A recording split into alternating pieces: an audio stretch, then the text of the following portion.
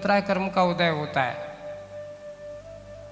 अंतराय कर्म का उदय होता है, सामने खड़ा होकर के पात्र को नहीं दिख रहा है। एक बालक था दिल्ली में, उसी वर्ष उसने आईएएस की परीक्षा इंटरव्यू पास किया। इंटरव्यू पास करके उसकी ट्रेनिंग के लिए उसको जाना था। और महाराज जी हमें ट्रेनिंग को लिए जाना है, तो आचार्य जी के पास अच्छे दिल्ली साइड का लड़का था, वो आया और जुड़ा हुआ था, क्योंकि बचपन से ही माता पिता के साथ वो उसका आना जाना लगा रहता था और आचार्य संघ से जुड़ा हुआ था। वो आया अकेला कि चलो गुरुजी के आशीर्वाद लेकर के आते हैं और आचार्य को आहार दे करके आएंगे और फिर हमें ट्रेनिंग पर जाना है। तो अच्छे से गुरुजी के आशीर्वाद लेने के भाव से वो आया आचार्य के पास। आहार के पहले गया, उसने पूरी अपनी बात बताई, आचार्य आपके आशीर्वाद से मेरा आईएएस पास हो गया है और बस अब ट्रेनिंग को जाना है, उसके बाद फिर हमारी ज्वाइनिंग होगी। बस आप तो हमें आशीर्वाद दे दो, हमारा जीवन अच्छे से, मैं अपना कर्तव्य का कार्य अच्छे से। आचार्य ने सुन करके अच्छे प्रसन्न हुए और प्रसन्न होने के बाद जैसे ही घंटी बजी, आचार्य चलो आहारचर्या का समय हो गया। वो गया, आचार्य उठा और आचार्य ने कह दिया हमें भी आहार देना है, कपड़े बदलना है, हम जब पड़गान करने जाना है। अब वो जा करके आचार्य के मन में बैठ गया कि आज चलो देखते हैं, आज जहाँ वो खड़ा होगा वहीं जाएंगे। अब आचार्य का एक चौके का नियम था, एक ही चौके का नियम रहा आचार्य का हमेशा। कभी वहाँ से अगर लौट गए फिर लौटना, यानी फिर तो अलाव ही होना है। ये करीब करीब आचार्य ने 92-93 से ऐसा नियम चालू कर दिया था, उसके पहले नहीं था ऐसा। 92-93 के बाद ये नियम के एक चौके का ही उन्होंने नियम बना दिया था कि एक चौके में ही जाएंगे, अगर वहाँ गड़बड़ हुआ तो फिर सीधे वापस आ जाएंगे। अब वो लड़का गया कपड़े पहन करके, या वो लेट हो गया होगा, है ना, या वो खड़ा था वहाँ पर।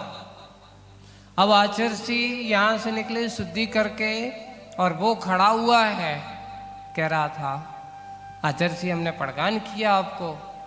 अच्छा पड़गान किया है। और गए आचार्य पूरा 1 नहीं 2 राउंड लगा दिए उन्होंने मानेस्तम के परिसर का। कुंडलपुर की बात है, मानेस्तम में सब लोग वहाँ प्रांगण में सब में खड़े होते थे पड़गान करने। एक बार निकल गए, दूसरी बार निकल गए, और अब क्या करें, वो दिखाए, वो खड़ा है।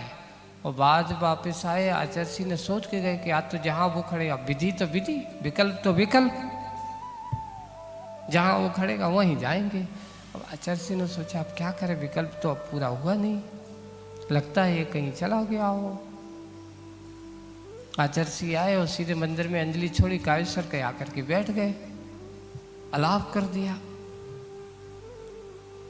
अब वो लड़का आया भागा भागा, हम तो बड़ी सोच करके आए थे, आचार्य आ रही और आपको अलाभ हो गया। आचार्य से पूछते अरे भगवान तू खड़ा कहाँ था ये तो बता। आचार्य मानसम क्यों वहाँ खड़ा था, मैं तो पास में ही उनके चौके में, उसने जिसके यहाँ खड़ा था नाम बताया। मैं 2 बार निकला हूँ, बोले कि महाराज दोनों बार मैंने पड़गान किया आपको।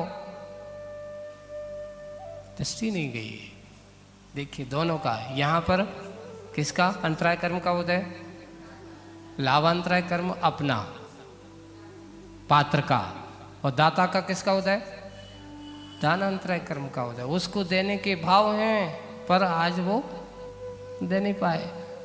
पात्र का लाभांतराय कर्म का उदय, अंतराय चल रहा था, सही सम नहीं था, लेने के भाव तो थे पर सामने वाला नहीं मिला, नहीं दिखा, वो वापस आ गए। आचार्य के सामने वो रो रहा है। आचार्य हमने तो सोचा था, बोले कि क्या करे, तेरा कर्म का उदय है, मेरा भी कर्म का उदय है, मुझे दिखा नहीं और तुझे देने में लाभ मिलना नहीं था, नहीं मिला, अब क्या करें। बोले अब तो जो कुछ होगा कल ही होगा, आज तो अब सब माला फेरो, और क्या कर सकते हैं, क्योंकि अब जो होना तो मुनि महाराज एक बार ही चर्या को उठते हैं। एक बार जाने की सिंह वृत्ति है, बार बार नहीं कि जितनी चाहे बार उड़ जाओ जब तक आ रहो नहीं। ये लक्ष्य लोगों को विधान नहीं, लेकिन मुनि राजों को नियम है कि एक बार के बाद पुनः दूसरी बार चर्या कल ही आएंगे। अब दूसरी बार तो आज का दिन तो पूरा हो गया, अब तो कल ही मिलेगा, आज नहीं होने वाला है ऐसा। अब आचार्य जी के उसको बहुत विकल्प हो रहा है, आचार्य जी क्या करें, क्या बताऊं भाई। बस इतना ही है कि पात्रता और इस प्रकार की